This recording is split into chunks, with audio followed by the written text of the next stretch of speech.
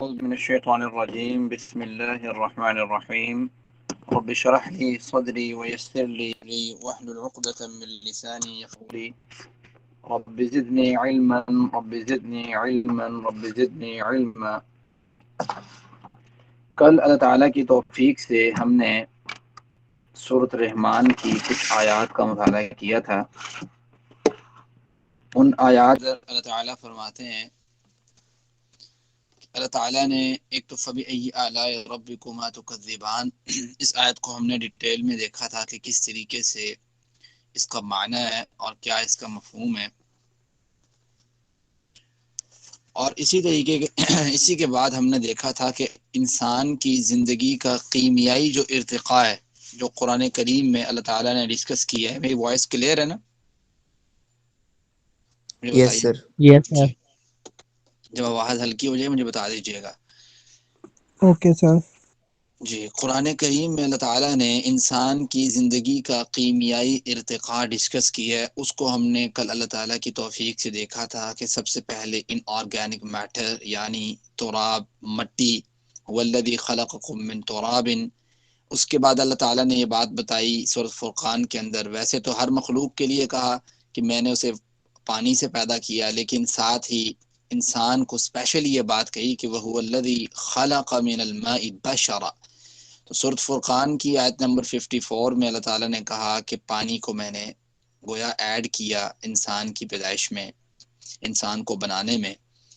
And then اللہ تعالیٰ نے طین کا ذکر کیا، گارے کا، پھر ابزاربیبل کلے کا ذکر کیا، طین اللازب، پھر صلصال من حمأ مسنون اس کا ذکر کیا، پھر صلصال کالفخار dried and highly purified clay کا. اینڈ دین اللہ تعالیٰ نے کہا سلالۃ من طین یعنی ایکسٹریکٹ آف پیورڈ کلے یا پیوریفائڈ کلے، کہ اللہ تعالیٰ نے وَلَقَدْ خَلَقْنَا الْإِنسَانَ مِنْ سُلَالَةٍ مِنْ طِينٍ. اس کے بعد پھر انسان کی جو ہے نا اس مجسمے کے اندر اللہ تعالیٰ کا روح کا پھونکنا، جناب آدم کا بننا، آدم سے حوا کا بننا، سورۃ نساء کی ورس نمبر 1 میں موجود. پھر اما جو حوا ہیں اور آدم ہیں ان سے پھر پوری نوع انسانیت کا پھیل جانا، پھر ان کا جو ایمبریولوجی کا سسٹم ہے وہ کیسا تھا، یہ کیسا اللہ تعالیٰ نے رکھا ہے، اس کا اللہ تعالیٰ کا ذکر کرنا. گویا اللہ تعالیٰ نے قرآن کریم میں بہت سی چیزیں اس لحاظ سے بھی اللہ تعالیٰ نے بتلائی ہیں. پھر ہم نے یہ دیکھا تھا کہ وہ خلق الانسان و خلق الجان، اور اللہ تعالیٰ نے جن کو پیدا کیا من مارج من نار، شعلے سے پیدا کیا، اس کا وہ حصہ جو خالص النار کہلاتا ہے، یعنی خالص نار سے پیدا کیا، خالص آگ سے. فَبِأَيِّ آلَاءِ رَبِّكُمَا تُكَذِّبَانِ. پھر ہم نے پڑھا تھا کہ رب المشرقین و رب المغربین، اللہ تعالیٰ دو مشرقوں کا دو مغربوں کا تو رب ہے. فَبِأَيِّ آلَاءِ رَبِّكُمَا تُكَذِّبَانِ، تم اپنے رب کی کون کون سی نعمت کو جھٹلاؤ گے. ایک مشرق یعنی اگر سورج کا ریفرنس پوائنٹ درمیان میں مانے، ایک مشرق جو ہے نا اس کی وہاں سے لے کے اس کا اینڈ جہاں تک وہ جاتی ہے گرمیوں کے اندر سورج جاتا ہے، اور اسی طریقے سے اگر درمیان والے پوائنٹ سے اس کے بائیں طرف دیکھا جائے تو جس طرف وہ جاتا ہے سردیوں کے اندر یعنی جنوب کی طرف، تو وہ دونوں پورے کی پوری مشرق اور دوسرا پورے کا پورا مغرب کہلائے گا. اس طریقے سے جی دونوں جو ہے ایک سائڈ کی مشرق ہوگی دوسری سائڈ کی ہوگی، تو گویا دو مشرق. یہ علیزہ یہ بند کیجیے گا مائک کی سے.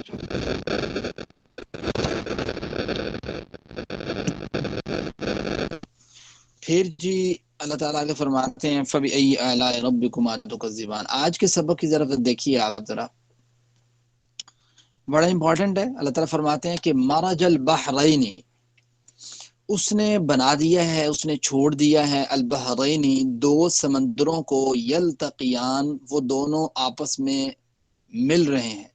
ٹھیک ہو گیا، دو سمندر ہیں، اللہ تعالیٰ کہہ رہے ہیں دونوں سمندر آپس میں مل رہے ہیں. ٹھیک ہے، بینہما اللہ تعالیٰ فرماتے ہیں کہ ان دونوں کے درمیان برزخ ایک پردہ ہے، لا یبغیان جو انہیں ایک دوسرے میں تجاوز نہیں کرنے دیتا. کیا کمال کی بات ہے. یعنی اگر آپ دریا کی طرف دیکھیں گے تو کچھ دریا آپ کو گرم اور ٹھنڈے، کچھ میٹھے اور کھارے. عمومی طور پہ میں آپ کو ایک بات بتاتا ہوں، دیکھیں جو بڑے بڑے یہ جو سمندر ہیں عمومی طور پہ، اب یہ بھی بات سمجھ لیں، یہ بھی بات بیچ میں آ رہی ہے، باہر ویسے تو دریا کو کہتے ہیں لیکن بڑے پانی کو، بہت زیادہ پانی تو اس کو بھی باہر کہتے ہیں. تو اس سے مراد سمندر بھی عمومی طور پہ لیا جاتا ہے. مجھے یہ بتائیں کہ یہ جو سمندر کا پانی ہے عمومی طور پہ کھارا ہوتا ہے، ٹھیک ہے، کبھی ذہن میں سوال پیدا ہوا ہے کہ یار یہ سمندر کا پانی کھارا کیوں ہوتا ہے؟ اللہ تعالیٰ نے اس کو میٹھا کیوں نہیں بنا دیا؟ ہم نے پینا ہوتا ہے، ہمارے لیے بڑا مسئلہ ہوتا ہے، تو اللہ تعالیٰ نے اسے میٹھا کیوں نہیں بنا دیا؟ کسی کے ذہن میں کبھی کوئی اس کا جواب کبھی آ رہا ہو کہ یار اس چیز کی وجہ یہ ہو سکتی ہے؟ جی سر وہ ایکویٹک لائف کی وجہ سے جو اس میں رہتے ہیں وہ سالٹس وغیرہ اس کا اور ڈی ہائیڈریشن کا کوئی چکر ہے، مجھے ابھی ذہن میں نہ آ نہیں رہا. چلیں جب آئے بتا دیجیے گا دوبارہ بھی. جی کسی اور کا کوئی ذہن میں کوئی بات؟ اچھا میں آپ کو ایک بڑے اہم نقطے کی بات بتانے لگا ہوں. یہ دیکھیں، یہ اللہ تعالیٰ نے سمندر بنایا ہے، اس کو عمومی طور پہ اللہ تعالیٰ نے اسے کھارا سا رکھا ہے. آپ کو پتہ ہے کہ اگر آپ غور کریں کہ اللہ تعالیٰ اس سمندر کو کھارا نہ رکھے تو میٹھا پانی جو ہوتا ہے نا، عمومی طور پہ میٹھا پانی وہ خراب بہت جلدی ہو جاتا ہے. میٹھا پانی بہت جلدی خراب ہو جاتا ہے، اور کھارا پانی جلدی خراب نہیں ہوتا. ایون اللہ کا فرمان ہے کہ اس کا مردار بھی حلال ہے، یہ بات کی ہے حدیث مبارکہ میں ہے. اور میٹھا پانی بدبو بڑی گندی مار جاتا ہے، بہت اس کی جو ہے نا بو آنے لگ جاتی ہے کوئی تھوڑی سی چیز اس کے اندر. اور یہی کھارا پانی اس کے اندر بو نہیں آتی. گو اگر ہم میٹھا پانی اللہ تعالیٰ سمندروں میں رکھتا تو کتنے پرسنٹ پانی ہے زمین کے اوپر، تو ایک دفعہ پوری زمین جو ہے بدبودار طریقے سے جو ہے نا وہ مطلب بدبو پھیل جاتی پوری زمین پہ، رہنے کے لیے بندے کا جو ہے نا بڑا مشکل ہو جانا تھا. وہ اللہ تعالیٰ نے پانی کو کھارا کیا.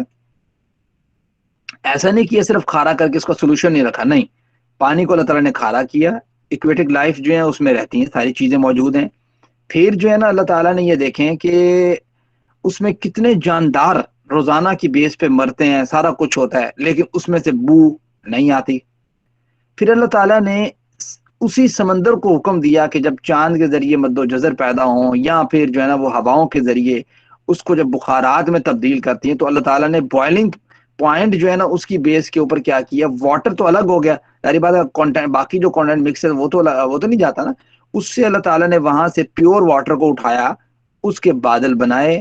ان بادلوں کے ذریعے اللہ تعالیٰ نے وہاں سے، اب اگر ہم پاکستان کا ایریا لیتے ہیں تو اللہ تعالیٰ کہاں سے بادل اٹھاتا ہے؟ کراچی والی سائڈ سے. کہاں سے بادل چلتے ہیں؟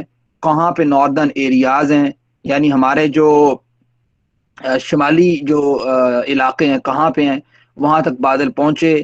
وہاں پہ آ کے ٹیمپریچر کا، وہاں پہ آ کے ہائٹ کا، وہاں پہ آ کے سسٹم کا ایسا چینج آیا کہ وہاں پہ وہی بادل، وہی پانی، وہ جا کے برف باری کر رہے ہیں.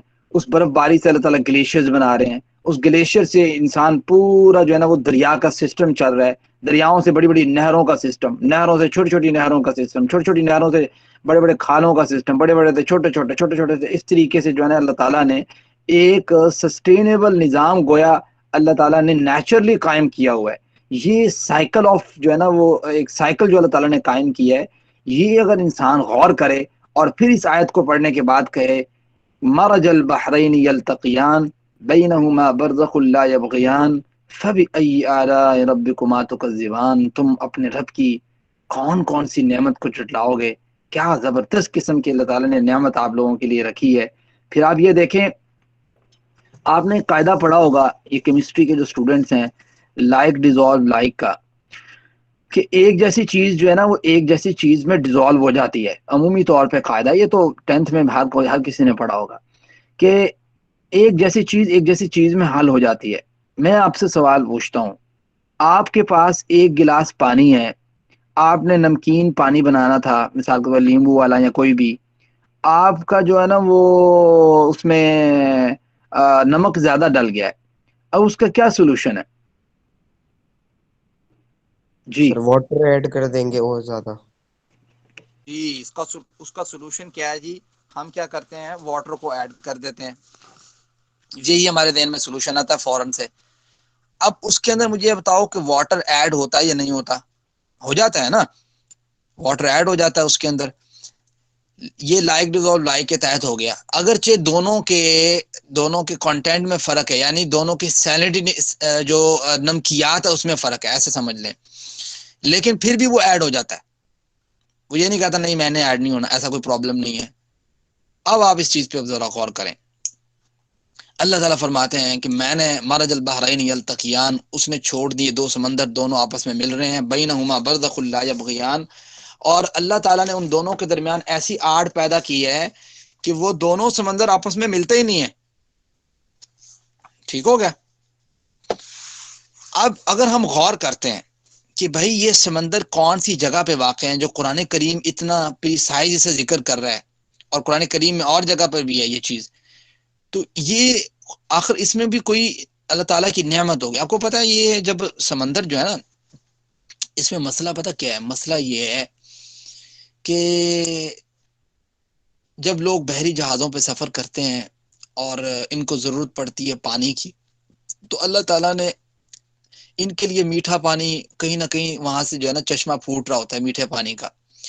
ہم بھی جب گئے تھے ناران والی سائڈ پہ, تو ہم نے خود معائنہ کیا الحمدللہ, اللہ تعالیٰ نے ہمیں دکھائے دو چار چشمے. تو وہاں پہ ہم نے یہ دیکھا کہ چشمہ واقعی دریا کے اندر سے ایسی جگہ سے پھوٹ رہا ہے, اور وہ پانی اس کا چینج ہے اس سے, ٹھیک ہے, اس کا پانی میٹھا ہے. باقی جو پانی ہے تھوڑا سا اس کا مطلب اگر کمپیریٹیو دیکھا جائے, ویسے تو وہ پانی سارا تقریباً صحیح ہوتا ہے, جو دریا کا پانی آ رہا ہوتا ہے نا اوپر سے گلیشیئرز پگھل کے, تقریباً عمومی طور پہ اچھا ہوتا ہے پانی باقی کو نسبت, سمندر کی نسبت سمندر کا پانی تو بہت خراب ہوتا ہے. تو یہ چیز اللہ تعالیٰ نے, آپ غور کریں کہ اللہ تعالیٰ نے انسان کی ایک بہت بڑی نعمت ہے اس کے لیے جو پیدا کی ہے, کہ کھارے پانی کے اندر بھی اللہ تعالیٰ نے سمندر کے اندر بھی میٹھا پانی کے چشمے لگائے ہیں, کہ جب یہ بڑے بڑے بحری جہاز سفر کرتے ہیں تو ان کو پتا ہوتا ہے کہ کس جگہ سے ہمیں پانی جو ہے نا ملے گا, تو وہ وہاں سے پانی حاصل کر لیتے ہیں. تو پھر یہ وہ لوگ جو بحری جہازوں پہ سفر کرتے ہیں ان کو چاہیے کہ یہ ذرا آیت پڑھیں, اللہ تعالیٰ کی نعمت کو دیکھیں, فبأي آلاء ربكما تكذبان, پھر سوچے کہ اللہ تعالیٰ کی کون سی نعمت کو تم جھٹلاؤ گے. اب میں یہ آپ سے سامنے ڈسکس کر رہا تھا کہ وہ کون سا مقام ہے, کون سی جگہ ہے کہ جہاں پہ اللہ تعالیٰ نے یہ سارا جو بیسک مقام ہے بڑے, تو وہ ایک دو مقام ہے, میں آپ کو بتا بھی دیتا ہوں. ایک 1962 کی بات ہے, جرمنی کے کچھ سیاح تھے, وہ ایک نام ہے ایک جگہ کا, باب المندب, اس کو انگلش میں کہتے ہیں دا گیٹ آف ٹیئرز, ٹھیک ہے, تو آنسوؤں کا شاید گیٹ بولتے ہیں ایسے کچھ. تو اس مقام پر نا عربین سی اور ریڈ سی آپس میں ملتے ہیں, دا گیٹ آف ٹیئرز کے مقام پہ نا, یعنی بحیرہ عرب اور بحر احمر آپس میں ملتے ہیں. ان کے پانیوں کا ایک دوسرے کے اندر داخل نہ ہونے پر جب مکمل ایک تحقیق جو ہے نا وہ شائع ہوئی نا, اخبارات کے اندر شائع ہوئی, فرانس کا مشہور ایک ماہر بحریات ہے, آپ سرچ بھی کریں گے تو آپ کو مل جائے گا, سائنسدان ہے جیکوس کوسٹو, اسے بابائے سمندر بھی کہتے ہیں, بہت سمندر کا سفر کیا اس بندے نے. اس نے اپنا ذاتی جہاز جس کا نام ایکلیپسو تھا اس کو لے کر نا کئی دن وہاں مقیم رہا, کہ بھائی یہ کیا ہے کہ دو دریا آپس میں مل رہے ہیں, بحیرہ عرب عربین سی اینڈ ریڈ سی, اور یہ ایک دوسرے کے اندر داخل نہیں ہو رہے, کیسے ممکن ہے. اس نے پانی کے مختلف نمونے حاصل کر کے تجربات کیے, اور دیکھا کہ واقعی یہ سمندر جو ہے اپنی اپنی حد میں بہتے ہیں اور ایک دوسرے میں خلط ملط نہیں ہوتے. تو اس نے اپنی مشہور کتاب اس بندے کی, جیکوس کوسٹو کی نا, اس کا نام ہے دا لیونگ سی, اگر آپ سرچ کریں گے تو آپ کو وہ کتاب بھی مل جائے گی.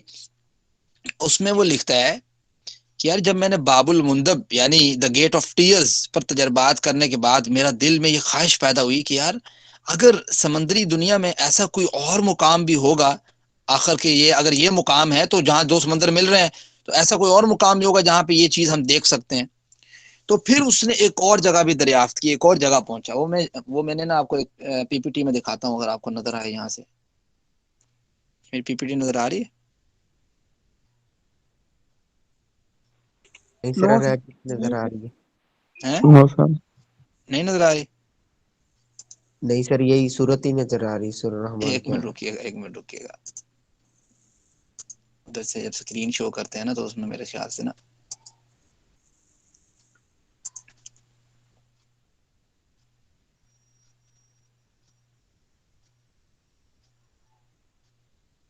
اب بھی نہیں آ رہی. نو. نو سر, اب تو بلیک اسکرین. ایک منٹ رکیے گا.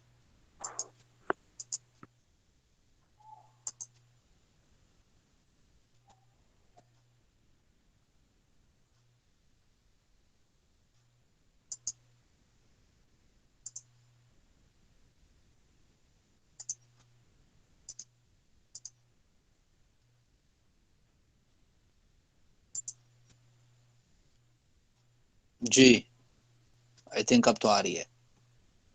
یس یس سر. اس کو ہم کر لیتے ہیں ٹوٹل پہ،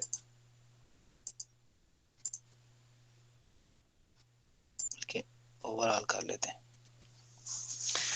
اچھا میں آپ کو بتا رہا تھا کہ یہ جو تھا نا، اس کا نام آپ نے یاد رکھنا ہے، جیکوس کوسٹو. اس نے جو کتاب لکھی دا لیونگ سی، اس میں لکھتا ہے، کہتا ہے یار باب المندب میں جب میں تجربات کی، یعنی دا گیٹ آف ٹیئرز پہ، کہ بحیرہ عرب اور بحر احمر جو ہے آپس میں اس طریقے سے ان کے درمیان ایک جو ہے نا آڑ موجود ہے.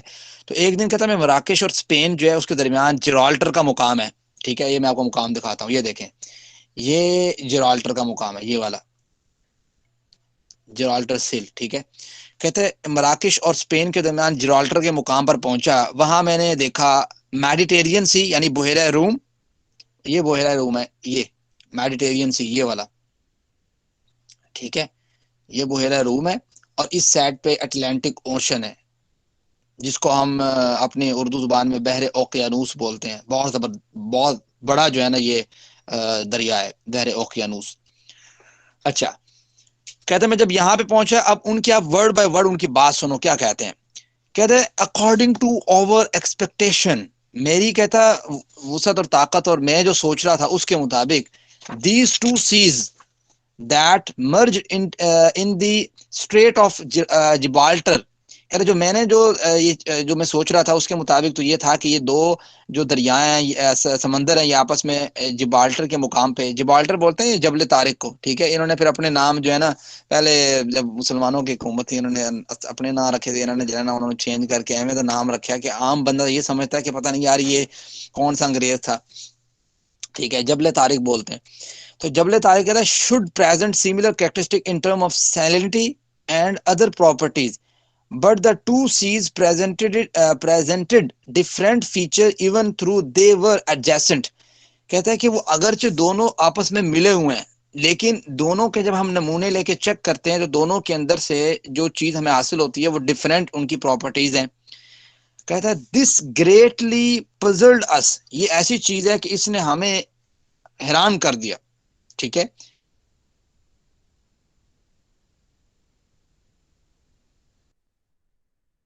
ایک ایسا بیریئر ہم پہچان نہیں سکے، یہ کیسے ممکن ہے. پھر قرآن کریم کی آیت ذرا پڑھیں کہ جس میں اللہ تعالیٰ فرماتے ہیں مرج البحرین یلتقیان بینہما برزخ لا یبغیان. اب یہ ساری اس نے اس تحریر میں یہ ساری باتیں لکھی ہوئی ہیں. کہتا ہے یہ دیکھو، کہتا ہے ڈیپتھ، یہ میں نے جو تھوڑا سا ہائی لائٹ کیا وہ یہ پڑھ لیں.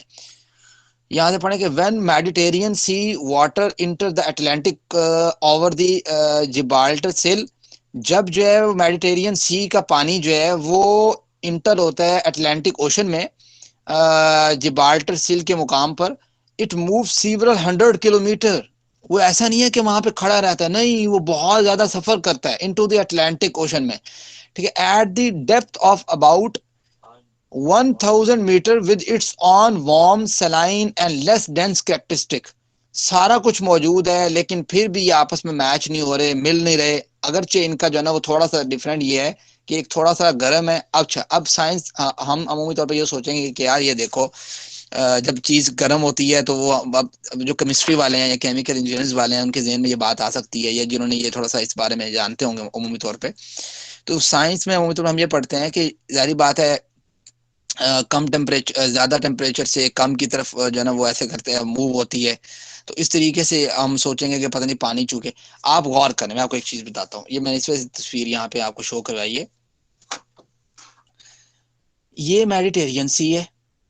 ٹھیک ہے، یہ جو شو ہو رہا ہے تھوڑا سا اس میں بلو جو ہے نا، لائٹ بلو جو ہے نا وہ اٹلانٹک ایشو ہے، اوشن ہے. اب یہ کہتا ہے کہ یہاں سے میڈیٹیرین سی بحیرہ روم یہاں سے آتا ہے ایسے، جبالٹر کا مقام ہے، یہاں سے اوپر سے ہوتا ہوا یہ جاتا ہے یہاں پہ. اچھا، اب آپ میڈیٹیرین سی کا آپ ٹیمپریچر دیکھیں 11.5 ڈگری سیلسیس ہے. ٹھیک ہے، اور جو اٹلانٹک اوشن کا ٹیمپریچر ہے وہ کتنا ہے، یہ اوپر لکھا ہوا ہے 10 ڈگری سیلسیس. اب سوال یہ ہے کہ بھائی اس کے نیچے بھی اٹلانٹک اوشن کا پانی موجود ہے. یہ دیکھو یہ ڈیپتھ لکھی ہے نا، ڈیپتھ میٹر میں، 1000 میٹر نیچے جا کے ڈیپتھ 1000 میٹر جا کے نیچے وہاں پہ 11.5 ڈگری سیلسیس جو ہے اس کا ٹیمپریچر ہے، اور دوسرے کا 10 ڈگری سیلسیس ہے.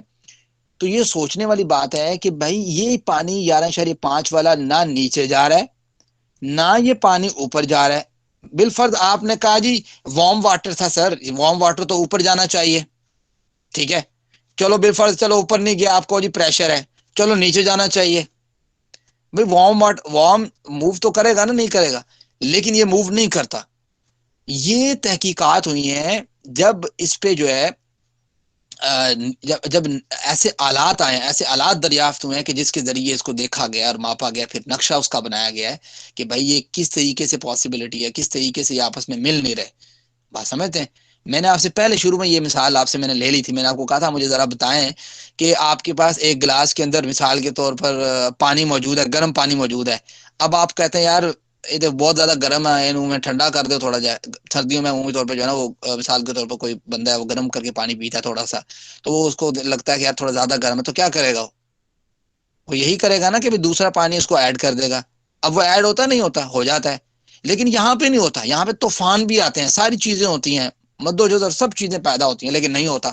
اچھا اب میں یہ آپ کو بتاتا ہوں یہ کون سا مقام ہے جو جبالٹل کا مقام ہے. یہ بھی میں نے تھوڑی تصویر لگائی ہے اس میں. یہ تھوڑا سا جو میڈیٹرین سی ہے نا، یہ تھوڑا سا زیادہ نمکیات والا ہے، اور یہ لوور تھوڑی سیلنٹی والا ہے، ٹھیک ہے. اس کے بعد یہ چیز میں آپ کو دکھانا چاہ رہا تھا کہ اس پہ تھوڑا اور واضح ہو جاتا ہے، ٹھیک ہے، کہ یہ لوور دین 36 پوائنٹ، اس کو چھوڑیں آپ، یہ اس چیز پہ ہے، ٹھیک ہے. یہ ہے جی نقشہ جو میں نے تھوڑا سا اس کے اندر میپ ایڈ کیا ہے آپ کو سمجھانے کے لیے کہ یہ دیکھیں کہ یہ اوپر اس کو لگتا ہے یورپ، ٹھیک ہے، نیچے پورا کا پورا افریقہ ہے. یورپ اور افریقہ جس مقام پر آپس میں مل رہے ہیں نا، یہاں پہ ایک مقام ہے جبالٹر کا مقام. ایک جو ہے نا وہ میڈیٹرین سی بحیرہ روم، یہ اس طرف ہے جو ایشیا کے ساتھ، اور یہ افریقہ اور یورپ کے ساتھ اس سائڈ پہ گھوم کے لگتا ہے. اور ایک جو ہے نا یہ جو ساؤتھ اور نارتھ امریکہ کو سائڈ لگتی ہے نا، اس سائڈ کے اندر جو ہے نا یہ سارا جو اوشن ہے یہ اٹلانٹک اوشن ہے، ٹھیک ہے، بحر اوقیانوس، بہت بڑا اوشن. تو یہ اس کی میں بات کر رہا تھا کہ یہ پانی جو ہے نا وہ یہاں سے گھوم کے نیچے آتا ہے، لیکن پھر بھی نہ نیچے جاتا ہے نہ اوپر جاتا ہے، ایک خاص جگہ پہ رہتا ہے، دونوں کے درمیان ایک بیریئر ہے. یہ چیز میں ڈسکس کر رہا تھا. تو مجھے امید ہے کہ آپ کو یہ چیز بڑی ہی اچھے انداز سے اور اچھے طریقے سے سمجھ آ چکی ہوگی. ہم اگلی آیت پہ تھوڑا سا شفٹ ہوتے ہیں، ایک دو آیتیں پڑھ لیتے ہیں.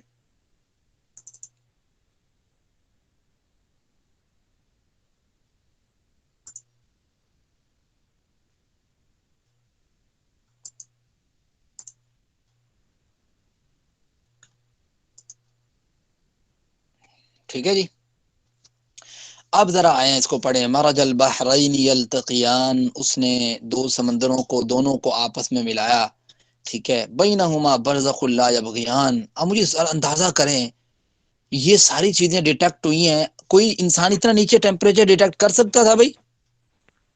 آپ میں سے کوئی بتایا مجھے اتنا نیچے کوئی ٹیمپریچر ڈیٹیکٹ کر سکتا تھا کہ ادھر 11 ہے تو ادھر 10 ہے، ادھر 11.5 ہے؟ اللہ کے وسلم کے دور میں اس طرح کے آلات یا انسٹرومنٹس موجود ہوں، کسی کے پاس کوئی تھرما میٹر موجود ہو، کوئی نیچے گوتے لگا کے دیکھتا ہو، نو ٹھیک ہے. سر. تو یہ ساری چیزیں انسان غور کرے. اللہ تعالیٰ نے، میں وہ آیت اکثر آپ کو سناتا ہوں تو یہاں پتہ نہیں آپ، سنوریہم آیاتنا فی الآفاق وفی انفسہم حتی یتبین لہم انہ الحق، کہ اللہ تعالیٰ اپنی نشانیاں ضرور دکھاتا ہے کہ انسان کا دل اطمینان پکڑ جاتا ہے کہ واقعی یہ قرآن اللہ تعالیٰ کی جانب سے برحق ہے. تو یہ ان میں سے ایک ہے. فبأی آلاء ربکما تکذبان، دیکھو تم اپنے رب کی کون کون سی نعمت کو جھٹلاؤ گے. آگے چلتے ہیں.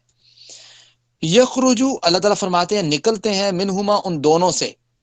کیا نکلتے ہیں؟ یعنی یہ جو سمندر ہے، میٹھا پانی اور کوڑا، یہ جو ہے نا وہ کڑوا پانی کہہ لیں، کھارا پانی کہہ لیں، یا زیادہ جو ہے نا وہ جس کی ٹیمپریچر زیادہ ہے، کسی کا ٹیمپریچر کم ہے، رنگت کا فرق ہو سکتا ہے، ان سے اللہ تعالیٰ کیا نکالتا ہے؟ اللؤلؤ، موتی نکالتا ہے.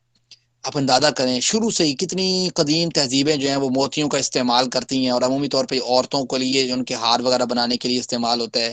اور موتی جواہرات ویسے ہی بڑی بڑی حکومتیں اپنے پاس اکٹھے کر کے رکھتی تھی، اور اس کا بڑا ایک ویلیو ہے، ٹھیک ہے. بڑی بڑی مہنگی مہنگی بکتی ہیں موتی جو ہیں، اچھے موتی جو ہیں جو سمندر سے غوطہ زن نکالتے ہیں.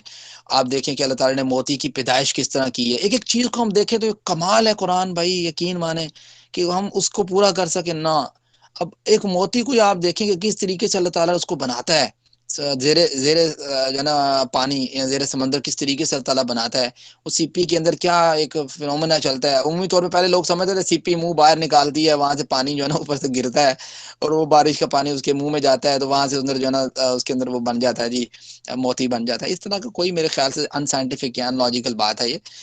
میرے خیال سے جو میں پڑھ سکا ہوں اور میں جان سکا ہوں اس میں یہی ہے کہ اللہ تعالیٰ نے اس کے اندر ایک نظام رکھا ہے، کوئی بھی چیز جاتی ہے تو وہ اپنا کوئی اس کا ایک لعاب ہے، اس کے اندر جو کیڑا ہوتا ہے خاص، اس کے ذریعے وہ کس طریقے سے موتی ڈیولپ ہوتا ہے، کس طریقے سے وہ خشک ہوتا ہے، کس طریقے سے وہ بنتا ہے، یہ اللہ تعالیٰ کا ایک فینومینا ہے جو اللہ تعالیٰ نے اندر رکھا ہوا ہے۔ نہ کہ باہر سے کوئی قطرہ، اتنا پانی اندر موجود ہے سمندر کے اندر، وہ اس کو کوئی فائدہ نہیں دیتا، باہر سے ایک قطرہ فائدہ دے دیتا ہے، ایسی کوئی بات نہیں ہے بہرحال۔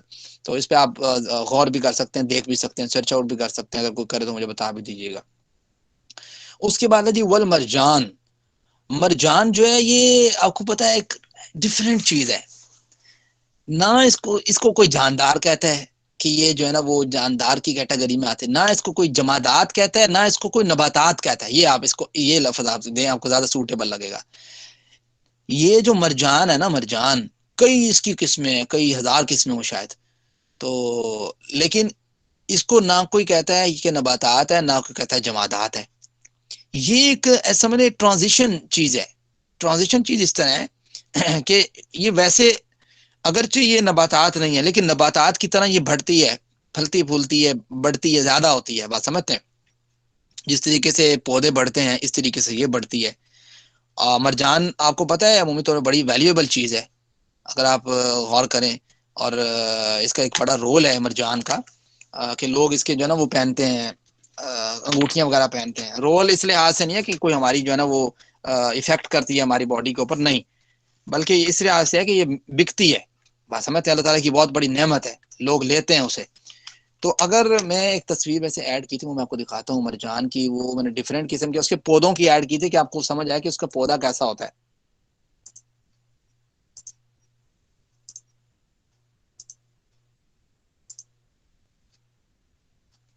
جی آ رہی ہے اسکرین نا؟ یس یہ دیکھیں، یہ میں نے مرجان کے کچھ ایڈ کیے تھے پودے۔ یہ پودے جو اندر ہوتے ہیں نا ادھر سمندر کے اندر، یہ وہ ہیں ڈفرینٹ قسم کے، دیکھو رنگت الگ الگ ہے، پھر کس طرح یہ سوکھتے ہیں اور کس طریقے سے پھر جو ہے نا وہ اس کا وہ پورشن بنتا ہے، کیا بولتے ہیں اس کو، جو انگوٹھی کے اندر یوز ہوتا ہے، وہ بھی میں آپ کو دکھاتا ہوں، ایک منٹ رکیں۔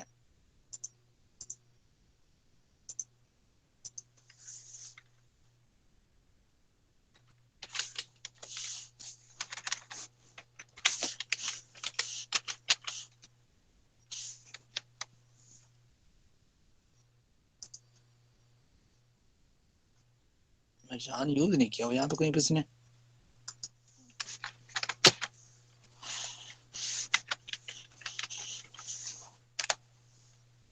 یہ دیکھیں، یہ مرجان کا پتھر لگا کے نا انہوں نے، دیکھ رہے ہیں، مرجان کا پتھر یوز کر کے انہوں نے جو ہے نا اس کی رنگ وغیرہ بنائی ہوئی ہے۔ یہ نا اللہ تعالیٰ نے ہے یہ پودا، اللہ تعالیٰ نے اس میں ایسا رکھا ہوا ہے کہ یہ پودا ہی جو ہے نا آہستہ آہستہ تبدیل ہو جاتا ہے، ایک پتھر کی مانند سخت ہو جاتا ہے۔ اس وجہ سے اس کو ایک ٹرانزیشن کہا جاتا ہے کہ یہ جو ہے نا نہ نباتات میں آتا ہے، حالانکہ نباتات کی طرح یہ بڑھتا ہے لیکن بعد میں یہ پتھر کی طرح بن جاتا ہے۔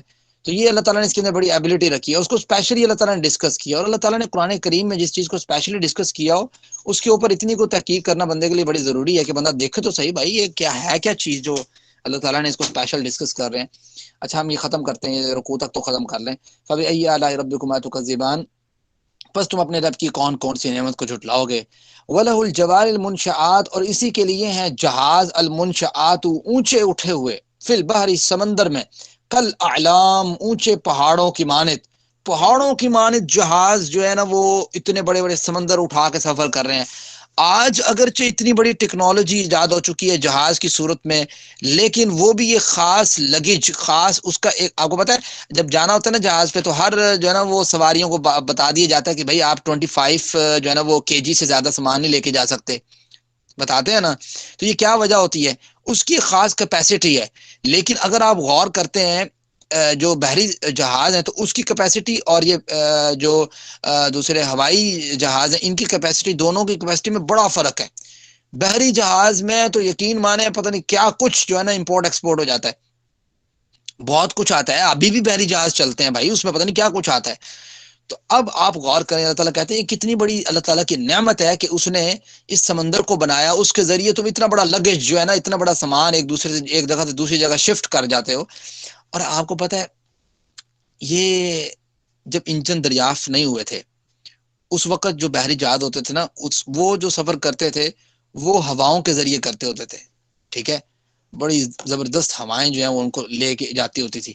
وہ ہوائیں کس طریقے سے کرتے ہوتے تھے، وہ بڑے بڑے نا ستون ہوتے تھے اوپر، کبھی آپ نے پرانے جہاز دیکھے ہوں بحری جہاز، ابھی بھی سرچ کریں گے تو آپ کو مل جائیں گے، تو وہ اس میں نا بڑے بڑے کپڑے باندھے ہوتے تھے اوپر، ان کپڑوں کو کہتے تھے اردو میں بادبان، ٹھیک ہے، باد کہتے تھے ہوا کو، بادبان اس سے اس کو لیا گیا کہ یعنی کہ یہ ہوا کے ذریعے نا اس کا رخ چینج کر کے نا کپڑوں کا، وہ پھر ہوا جو ہے نا اس جہاز کو دھکیلتی تھی کہ جس سائڈ پہ آپ نے جانا ہوتا، اسپیشل اس کے چلانے والے ہوتے تھے وہ اس کا ہوا کا رخ دیکھتے تھے، اس کے مطابق کپڑوں کو چینج کرتے تھے، پھر ان کو پتا ہوتا تھا کہ ہم نے کس طرف جانا ہے، کیا راستہ ہے کیا راستہ نہیں ہے۔